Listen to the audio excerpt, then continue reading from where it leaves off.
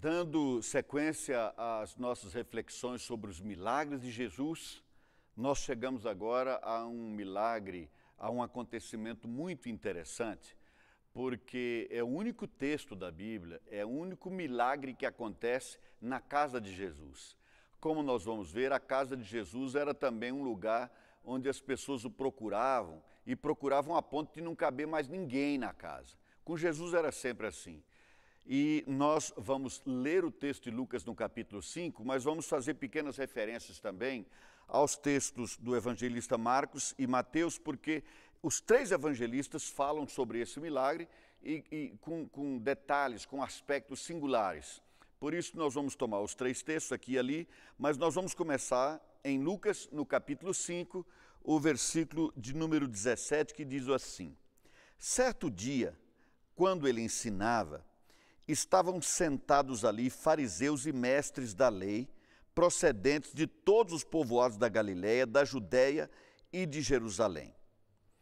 É interessante que aqui o evangelista fala que ele tinha voltado para casa, estava ali em Cafarnaum e muita gente estava em torno dele. Já o evangelista Mateus, aliás, o evangelista Marcos diz assim: poucos dias depois, tendo Jesus entrado novamente em Cafarnaum, é o versículo 1 do capítulo 2 de Marcos, o povo ouviu falar que ele estava em casa. Não é interessante isso?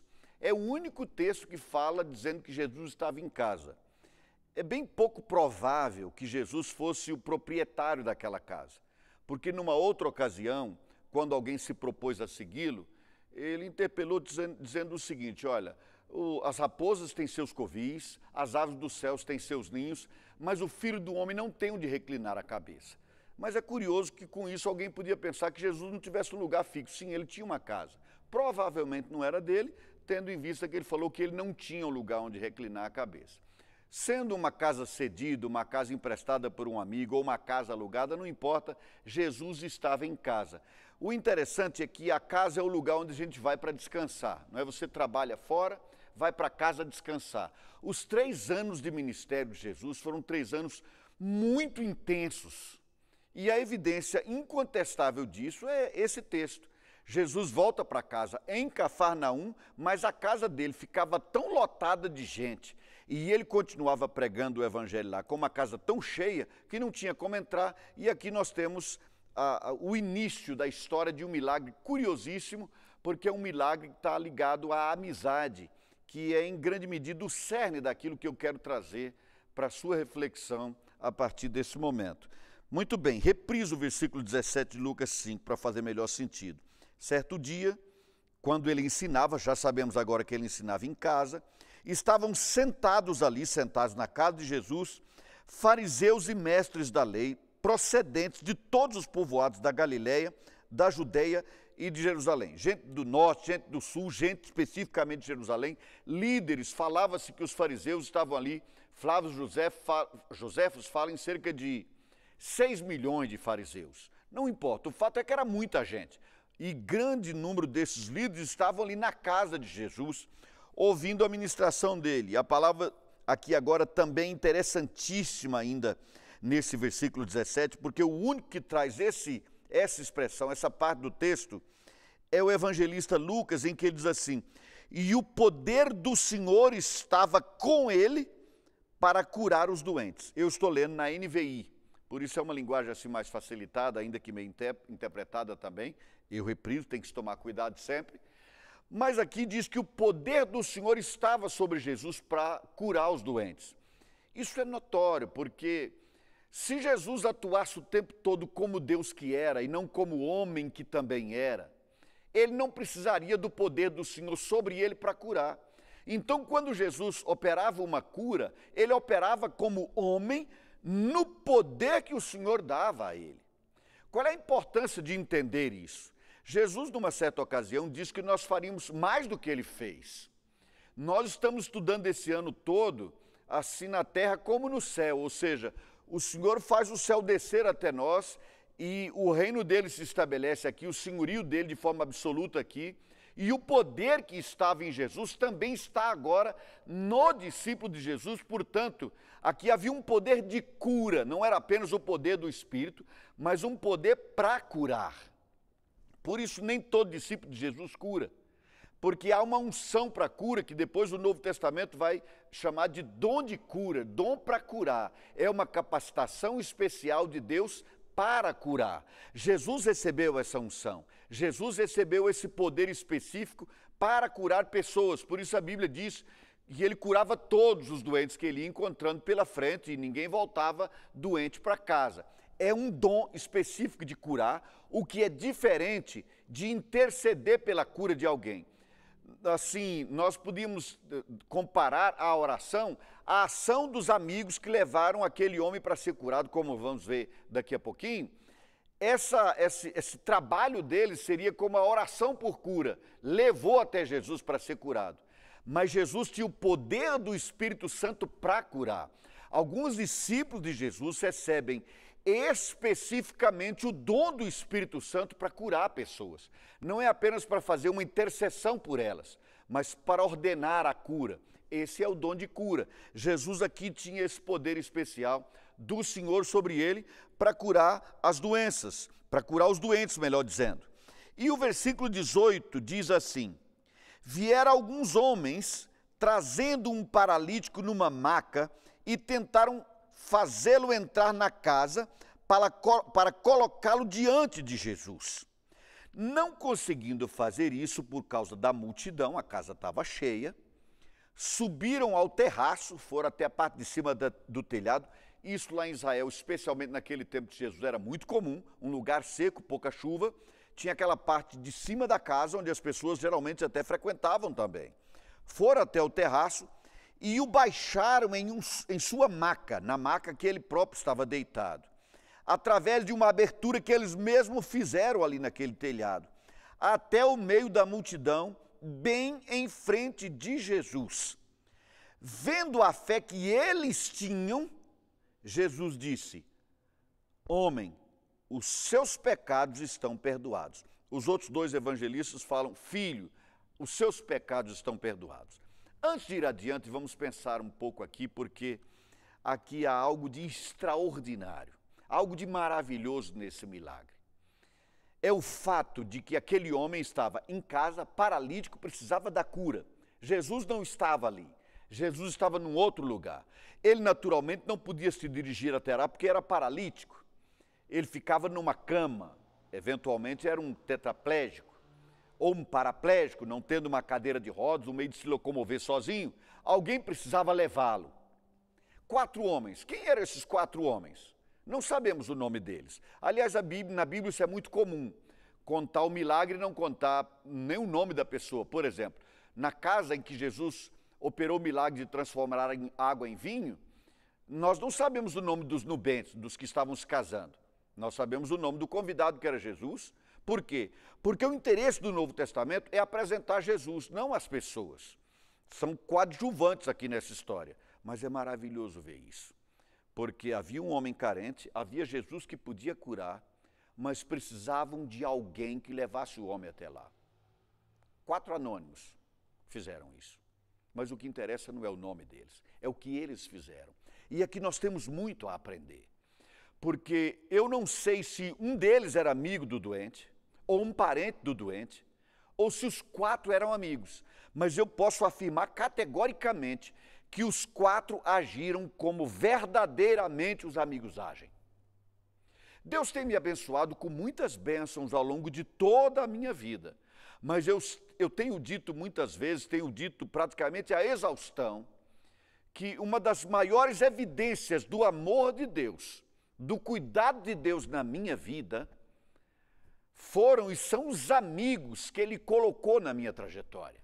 Aquelas pessoas que nem sempre estão comigo. Algumas delas eu não vejo há anos, porque o amigo não é necessariamente aquele que está com você todo dia. O amigo é aquela pessoa que quando você precisa, você sabe que pode contar com ele.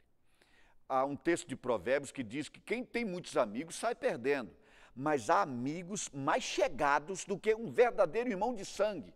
Por quê? Porque é aquela pessoa que está na sua vida quando você precisa de alguém na sua vida. Foi o que aconteceu com aquele paralítico. Ele precisava de amigos e 4 amigos se apresentaram. 4 amigos extremamente criativos, porque quando eles pegaram a maca, já é complicado se sair com uma maca pelo meio da rua. Agora, quando chegaram na casa, geralmente já tem que dar uma entortada na maca, já é complicado. E quando tem uma multidão? Eles não conseguiram romper a multidão, o que também evidencia uma outra coisa curiosa. A multidão, sabendo que Jesus estava lá, tem um paralítico, o homem quer ser curado, muita gente sabia que Jesus podia curá-lo, o que é que deviam fazer? Eles deveriam abrir caminho, mas não abriram caminho, porque a multidão geralmente vai por manada, não abre caminho. Que pena dele, mas eu é que quero estar perto. Eu é que quero estar ao lado de Jesus. Jesus estava cercado de líderes religiosos que podiam dar ordem. Gente, abre aí, deixa o homem entrar, ele precisa estar aqui. A multidão pode ser um empecilho para que alguém chegue a Jesus, especialmente a opinião da multidão. Se alguém pode chegar a Jesus e receber a bênção, mas ele percebe que muita gente o está chamando de fanático, pode vir a fazê-lo, dizer que ele é um ignorante, que ele está dando dinheiro para pastor, etc., ele pode deixar de receber a bênção por causa da multidão, da opinião das pessoas, ou literalmente nesse caso, as pessoas que estavam lá, e ao invés de abrir caminho, impediram a chegada do homem. Então, não podendo chegar até onde estava Jesus, eles foram criativos. Muitas daquelas casas, como eles faziam uso do terraço, já tinha uma escada lateral. Muito provavelmente, eles subiram pela escada lateral, abriram o ladrilho ali naquele lugar e desceram literalmente a maca com o homem nela até a frente de Jesus. Jesus ficou impressionado.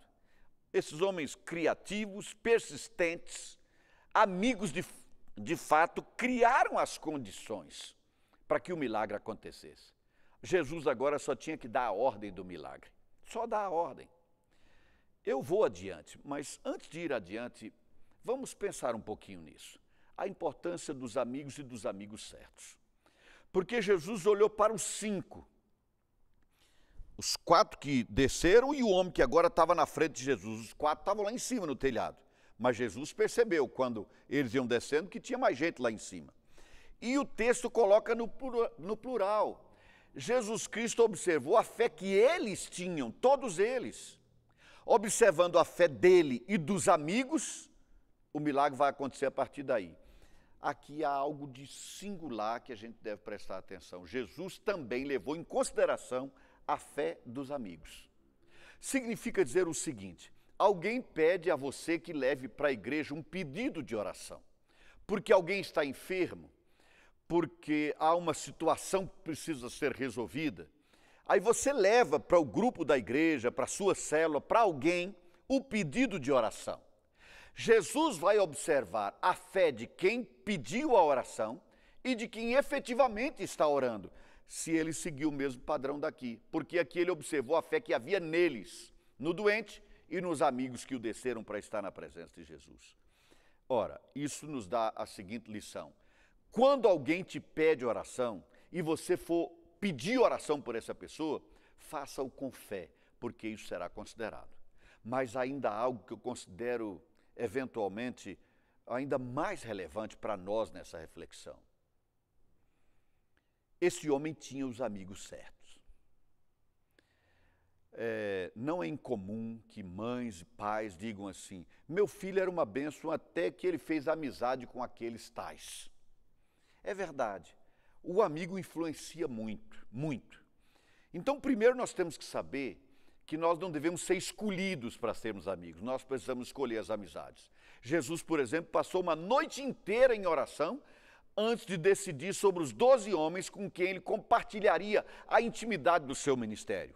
E devemos nos lembrar que no dia em que ele foi traído e foi para a cruz, um negou, o outro traiu e 10 fugiram. Mas os 11 que ficaram, além do que morreu, se suicidou porque traiu Jesus, esses 11 estavam preparados agora para exercer ministério. Mas Jesus os escolheu depois de uma noite inteira de oração. Não aceite ser escolhido, escolha em oração com quem você vai andar. Escolha em oração aquele para quem você vai descortinar o seu coração. Não faça isso para qualquer pessoa.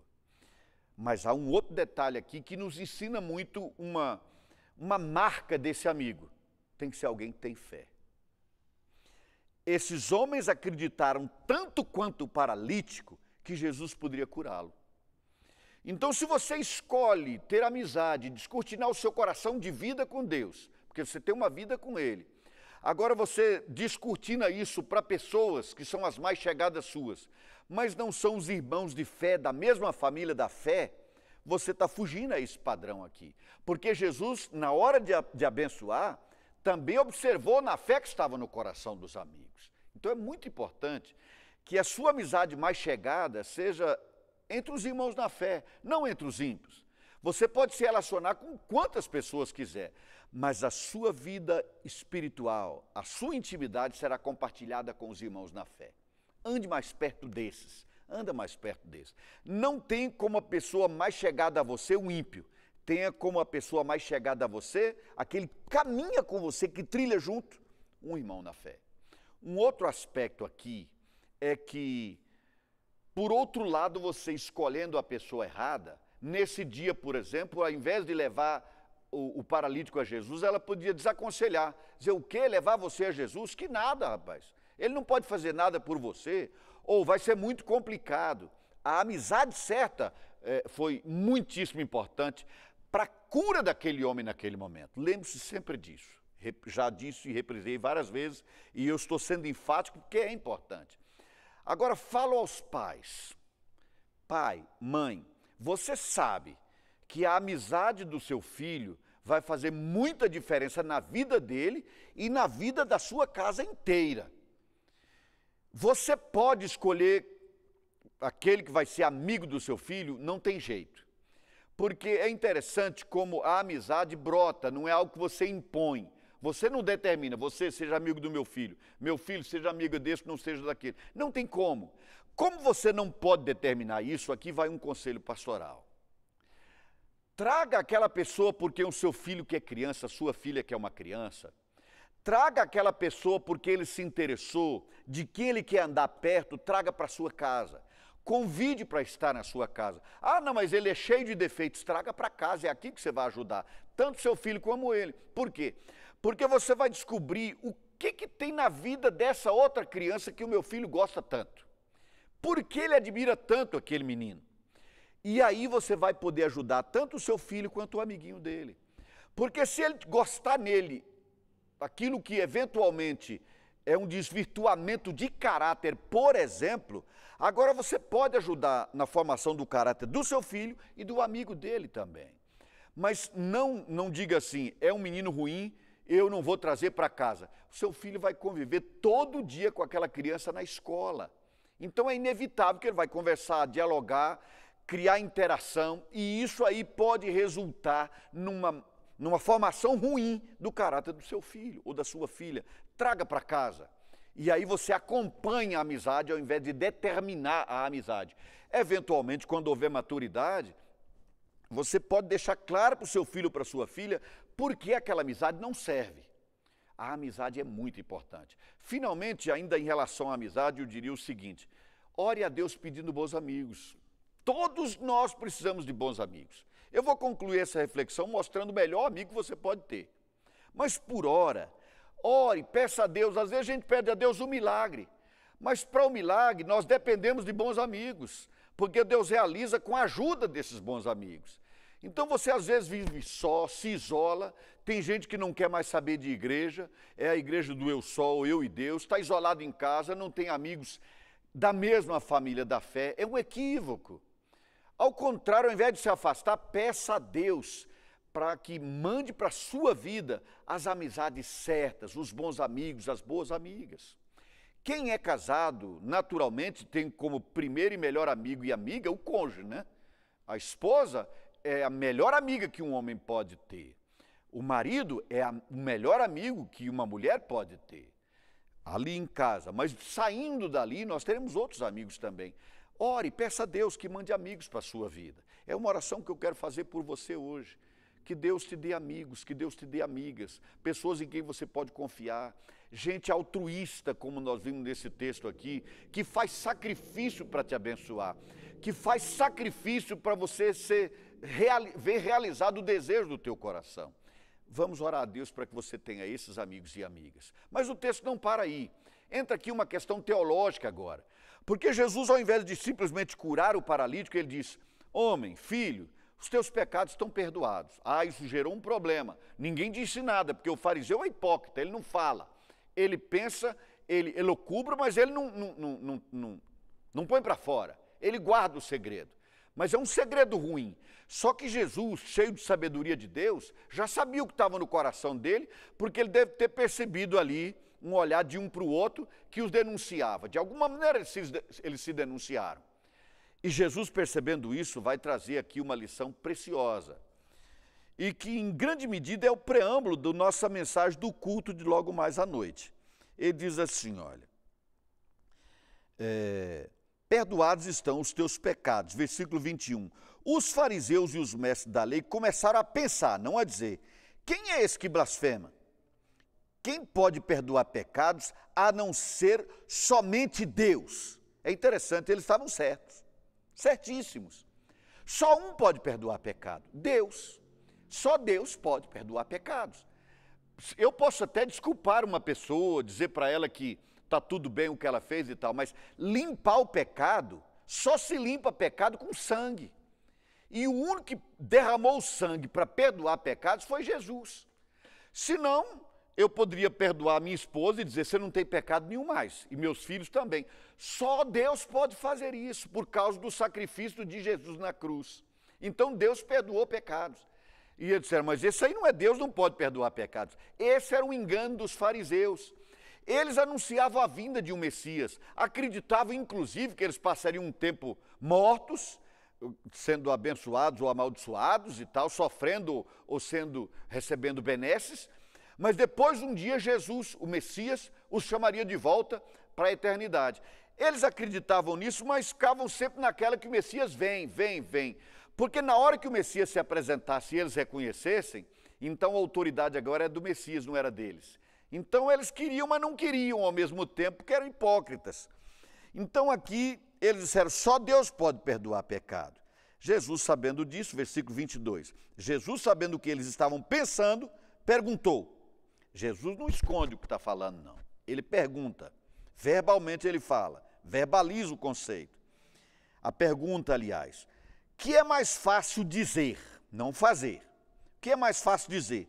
Os seus pecados estão perdoados, ou levante-se e ande. Dizer é mais fácil, levanta e anda, do que dizer está perdoado o pecado, naturalmente. Ainda que perdoar efetivamente o pecado era mais difícil, porque exigiria o sacrifício de sangue, o sacrifício da vida de Jesus, derramamento de sangue. 24. Mas para que vocês saibam que o Filho do Homem tem na terra autoridade. Olha que interessante. O texto de um outro evangelista diz que Jesus tinha, aliás, aqui mesmo, Lucas, Jesus tinha o poder dado pelo Pai para curar a doença. E agora ele diz para que vocês saibam que o Filho do Homem tem autoridade sobre a terra. Ou seja, eu recebi a autoridade do céu para exercer ministério aqui. É o céu invadindo a terra, assim na terra como no céu, como nós temos pregado. Jesus literalmente ali representava isso. A autoridade que ele tinha no céu, ele estava exercendo agora na terra. Ele tinha essa autoridade, iria exercer essa autoridade. Para entender a diferença entre autoridade e poder, pensa o seguinte, o governador do seu estado, aqui do Distrito Federal, onde estou gravando, determinou que não se pudesse reunir, por exemplo. Ele tem autoridade para fazer isso. Agora, ele tem também o poder de polícia para obrigar a fazer isso. Porque não adianta você ter autoridade, mandar fazer e ninguém seguir. Então é preciso ter autoridade e ter o poder. Jesus tinha autoridade para perdoar pecados. E ele tinha o poder de Deus para determinar a cura na vida daquele homem. E é isso que ele está dizendo e é o que ele vai fazer. Mas para que vocês saibam que o Filho do Homem tem na terra autoridade para perdoar pecados, disse ao paralítico, eu lhe digo, levante-se, pegue a sua maca e vá para casa. Veja, aqui está o poder de perdoar, está o dom, está a unção, aliás, para curar. Tá? O dom de cura está aqui. Ele não diz, pai, eu estou pedindo que o senhor cure esse paralítico. Ele conversou com o pai muitas vezes. Você se lembra quando ele falou, pai, se for possível, passa de mim esse cálice? Mas nesse caso, não, ele estava exercendo um poder que estava nele, o poder de cura. E ele então dá a ordem. Eu lhe digo, eu estou dando uma ordem a você. Pegue aí essa tua maca, pegue essa tua cama e vá para casa. Imediatamente ele se levantou na frente deles, pegou a maca em que estivera deitado e foi para casa louvando a Deus. Claro, toda a alegria do mundo, todo o fervor, louvando, agradecendo, bendizendo, por agora está andando naturalmente. Mas aqui aconteceu algo de espetacular e eu já disse a você, Jesus deu uma ordem de cura. Será que nós, discípulos de Jesus, podemos dar a ordem de cura? Sim, desde que nós tenhamos o poder de Deus para isso. Não cabe a todas as pessoas. Por exemplo, o apóstolo Tiago, quando escreve, ele diz assim, olha, se tem alguém doente, chama os presbíteros, eles vão impor as mãos e ele será curado. Veja que essa imposição de mãos, a oração dos presbíteros, é diferente de chegar e dizer, está curado em nome de Jesus. Levanta, vai para casa. Algumas pessoas têm esse poder de fazê-lo, nem todos têm esse poder. Então, é assim que muita gente se frustra, porque dá ordem de cura, determina a cura e a pessoa continua dizendo, está doendo, está ruim, estou mal, vou vomitar. Então, não houve cura. Quem tem o dom de curar, dá a ordem, a pessoa cura. O apóstolo Paulo, por exemplo, não precisava nem dar ordem. A roupa dele chegava na casa, a doença saía. A sombra, as pessoas passavam onde a sombra do apóstolo Pedro estava projetada para serem curados. Eu estou dizendo isso porque há uma ideia hoje que todo mundo pode curar, todo mundo tem dom de cura. Não é verdade. Interceder para alguém ser curado é diferente de ter dom de cura. O que a igreja faz hoje, todo mundo pode fazer, qualquer discípulo de Jesus pode fazer, é orar para ser curado. Mas determinar a cura só para quem tem a unção para isso, o dom para isso. Ele foi para casa louvando a Deus, e aí o texto vai finalizando dizendo assim, todos ficaram atônitos e glorificaram a Deus, e cheios de temor diziam, se disse todos ficaram atônitos e glorificavam a Deus, até os escribas e fariseus, os mestres da lei, os membros do Supremo Tribunal de Israel que estavam ali, glorificaram a Deus de ter visto aquele milagre. E aí eles disseram assim, hoje vimos coisas extraordinárias. É interessante, eu estou lendo na NVI, na versão revista e atualizada que muitos de vocês têm à mão, ao invés de extraordinários, assim, hoje nós vimos prodígios. Mas o curioso mesmo é que a palavra aqui, literalmente em grego, é hoje nós vimos paradoxos. O que é um paradoxo? Um paradoxo é uma aparente contradição. Qual era a contradição aparente aqui? Espera aí, só Deus pode perdoar pecado. Ele está dizendo que perdoou o pecado. Nós questionamos. Mas agora ele mandou um homem levantar, ele levantou, também Deus é que tem que fazer isso. Então, peraí, ele é Deus ou ele não é Deus? Há uma contradição, há um problema aqui para ser resolvido. E aqui está a dificuldade que os fariseus, os escribas tinham e que muita gente na nossa geração ainda tem. Eventualmente, você que está me ouvindo agora tem esse problema. Você olha para Jesus como uma figura histórica, alguém importante, uma pessoa sábia, mas Jesus é muito mais do que isso. Ele era, ele é e para sempre será Deus. Eu já disse isso algumas vezes aqui, ministrando sobre os milagres, mas eu vou reprisar. Jesus era, Jesus é e para sempre será Deus. Se você não vê Jesus como Deus, então para você ele é apenas um homem, que não vai fazer diferença nenhuma na sua vida, a não ser por alguns conceitos que você vai tomar como filosóficos, mas que para nós, discípulos de Jesus, são princípios absolutos, porque são determinações de Deus e não opiniões de Jesus. Você pode discutir a opinião de um filósofo. Deus, quando fala, você ouve e segue, você obedece. Jesus, quando fala, você está ouvindo o que Deus falou. Por isso, nas manhãs aqui, nós estamos estudando os milagres de Jesus. À noite, nós estamos ministrando os princípios ensinados por Jesus. Mas eu finalizo dizendo o seguinte, Jesus curou aquele homem, como pode curar você? Mas o foco que eu quero tomar hoje, o que eu quero focar, não é tanto no milagre da cura do paralítico. Você sabe que Jesus tem poder para isso, mas no amigo. O melhor amigo que você pode ter na sua vida é o Senhor Jesus. E será que ele pode ser seu amigo? Sim, ele diz isso. Conversando com os seus discípulos um dia, ele disse: olha, eu já não chamo mais vocês de meus servos, porque o servo não sabe, o que faz e o que sabe o seu senhor. Mas vocês sabem, porque eu estou ministrando isso a vocês, eu não estou escondendo nada. Eu sou amigo de vocês, vocês são os meus amigos. Ora, se você não tem amigo, e eu digo a você, seja amigo de Jesus, você pode pensar assim, mas essa é uma amizade impessoal. Você só pensa que é uma amizade impessoal porque ainda não é amigo de Jesus. Você vai descobrir que Jesus conversa com você, fala com você, leva você no braço quando você precisa de um milagre. Ele cuida da sua vida. Ele estará atento como nenhum outro, com uma diferença enorme. Esses 4 amigos foram lá na hora que o homem precisava. Jesus é um amigo que vai estar do seu lado o tempo todo, porque ele prometeu isso. Eu vou estar com vocês todos os dias até que a consumação dos séculos, até o fim dos dias. Portanto, Jesus é um amigo que não se afasta. Permanentemente ele estará com você. Como? Por meio do seu Santo Espírito. Por isso é que a Bíblia chama Jesus de vários nomes, ele é adjetivado de várias formas. Mas o Espírito Santo recebe um nome. O Consolador, que literalmente significa aquele que anda ao lado, aquele que anda junto, aquele que vai ombrear-se com você em todos os momentos. Convide Jesus para ser o seu amigo e ele o será. Mas para fazer isso, você tem que reconhecer que ele é Deus. Para fazer isso, você tem que reconhecer que você precisa do que aquele paralítico também precisava: ter os seus pecados perdoados. E para ter os seus pecados perdoados, você só tem que reconhecer para Jesus que é um pecador e pedir o perdão dele. Ele vai perdoar você, ele vai sarar as suas feridas, tanto espirituais, no caso do pecado, quanto da alma e do corpo também, como fez com aquele paralítico. E não pense que ali ele não estava também curando a alma dele. Pense aquele homem que entrou humilhado, descido numa maca pelo telhado, mas agora pega a sua própria cama e carrega para casa. Ele voltou para sua casa altivo, cabeça erguida, porque Jesus tinha restaurado a dignidade dele também. Jesus é esse tipo de amigo. Jesus é o Salvador, mas você precisa recebê-lo. Jesus quer ser seu amigo. Tá bem? Pense bem nisso.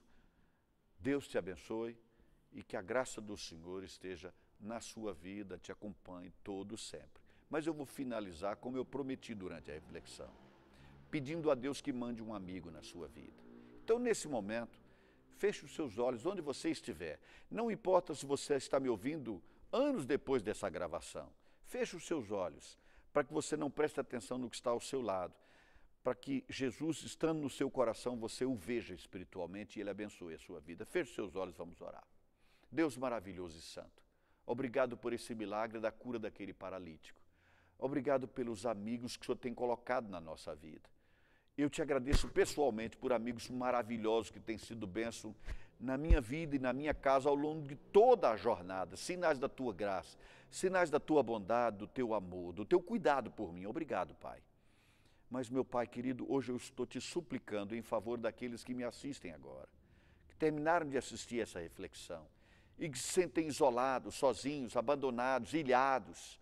Oh, Deus maravilhoso, em nome de Jesus, eu te peço agora que o Senhor mande amigos para essas pessoas. Amigos certos, amigos verdadeiros, amigos que façam parte da família da fé. Gente que possa ser bênção, que possa fazer diferença, que possam ser instrumento do Senhor na vida daqueles que me assistiram agora.